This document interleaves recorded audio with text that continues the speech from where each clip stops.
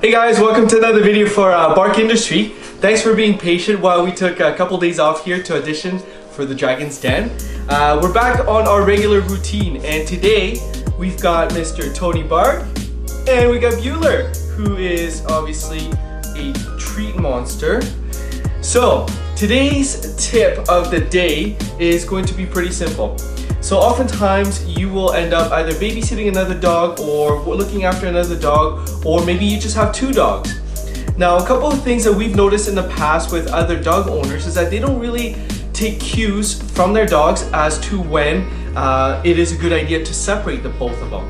Now, if you can tell, both of them are very food motivated, which means they will fight for their treats, they will fight for sometimes even their toys. Now, that's important because you don't want one to snap at the other or the other to snap at the other. Pretty simple, right? So what are the cues that you should be looking for? Well, one, if you have a dog that has a treat, for example, like an antler. Here, grab the antler. You don't want the antler? Yeah, that's the antler.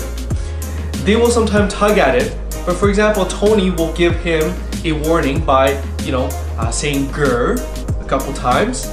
And that's a very good warning. That's usually a very good initial warning to say, hey, leave my stuff alone. This is mine. This is not yours. Now, if he doesn't listen, Tony might escalate that a little further. Now, unfortunately, if that goes a little further, too far, then Tony might just snap at him. And you don't want that to happen. So make sure you guys take a look at these cues and catch them while they're happening so that it doesn't, injure any of the pups in Bueller, in your vicinity. That can happen with any other dog, so be mindful of that. If you guys go to dog parks, if you guys go to a friend's house, if you guys go to a doggy meet, for example, please be careful of that. Those cues are very important.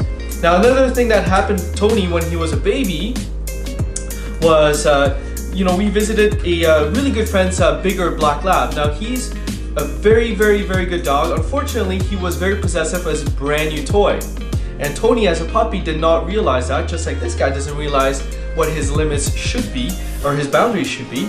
And Tony got snapped at, and if it wasn't for my hand being right in the middle and me getting a puncture wound right in the hand or finger, then Tony could have been severely hurt or possibly worse. So again, if you are in those situations, make sure you understand those cues and you're nearby.